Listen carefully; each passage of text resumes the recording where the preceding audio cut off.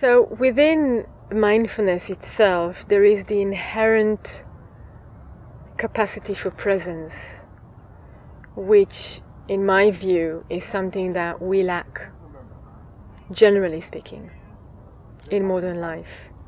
There are so many distractions. There are so many challenges and problems to the individual's life. So many concerns about making a living, about making it happen, about success, about being noticed, about being loved, seen, heard. That it drives the mind or our attention into a very, very distracted and distractive mode. And that is exactly lack of presence. So how many times did we have the experience of talking to someone and feeling like he's not really there? He's not really listening to me. Yeah? Oh, a friend comes and asks for our attention or our help, and we simply are unable to give it because we are so troubled by everything that happens in our lives that we can't even spare 5 minutes or 10 minutes to give to a friend. Oh, I have my own problems to deal with. I can't deal with that now. That feeling or a sensation of feeling tired, overwhelmed, that's a symptom of a distracted mind, of lack of presence. So presence is inherent in mindfulness. So it means that with the practice of mindfulness, we are actually increasing our capacity to be present. And the beauty and the joy in that is that all of a sudden that we discover that we have more inner space. We actually have more time. In actual time in the day, and more time to the things that we love, and more time to the people that we love, and more than that. It might seem like, like magical or some kind of a spell at the beginning, but it's actually very simple. Very, very simple. So if I use an example that was actually shared yesterday in the groups that are taking place here in the Mindfulness Teachers Training course, one of the participants in the invitation to give in some instructions, one of the participants gave instructions on how to anchor the mind in presence, in what is happening here and now, and giving the examples of naming the action, whether in cooking or in driving, naming the action and repeating it 3 times. So if I'm cooking, then break it down to the activities and say when we're cutting the vegetables, so we repeat to ourselves cutting, cutting, cutting. And creating that inner habit, it's like really a training for the mind, to the faculty of attention, to be in presence, to be in the here and now, to leave the distractions outside. So I might be worried about something, but if I can't do anything about it, then it doesn't help to sit and worry about it and push away the people that I love or the things that I actually can do and be beneficial for myself and others. Yeah, so that in itself is a great gift, to be able to put our worries aside if we cannot do anything about it. If we can do something about it, then go and do that. That's mindfulness. To know exactly what is happening, what is within your capacity to do.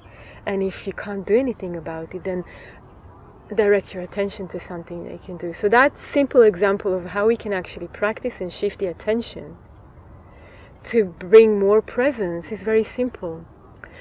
So that joy and more space that is a result of this practice is not such a long distance prospect. Yeah. But again, as I started with, mindfulness is just a beginning. It's really just a beginning, and it's a beginning of a very beautiful life story, because it takes you by the hand and shows you how much more there is waiting for you in life. It really guides you to see more than you can imagine now that you can actually see. To experience more beauty and more love and more joy and more freedom than you can actually now imagine that you can experience. That for me would be the whole point to even start with our journey. When we start with our journey of mindfulness, a common phenomena that is worth mentioning is that at the beginning you might notice all the things that you have repressed, all the wounds that you didn't take care of, everything that was neglected in your inner life or outside. In the beginning of this mindful process and journey, you might see ugly things. That's quite normal, and it's worth mentioning, because the assumption that might develop is that, oh yeah, I'm going to practice mindfulness and I'm going to immediately see all the beauty and all the joy. But to get there, you will have to go through the neglected fields in your life. It's just no, to get a clean house, you'll have to go through the dust. It's very simple. And it's worth mentioning because it can bring one to disappointment, especially in our world. Everybody is looking for a very, very fast and cut and paste solutions. There's no time, again, this sense of time to spend quality presence with anything that we're contemplating on, or even with our problems and difficulties, and finding a kind of a more creative solution. So that's oftentimes at the beginning of the mindful journey, is really kind of taking the garbage out. It's really kind of clearing the space. And when we have cleared the space, the benefits are there. And it doesn't have to happen like that. So you might have a very initial kind of uplifting experience, and then you'll see all the garbage and you think, oh, what went wrong? Nothing went wrong. So mindfulness is really seeing reality as it is, which means seeing everything without preferences. It's actually the filtering is filtering through the illusions. What we tell ourselves about who I am. I'm like this, I'm like that. These statements normally tells me that the person doesn't really know who she is. All these identifications, strong identifications, a story that I tell about myself or about my mother or my child. Yeah. So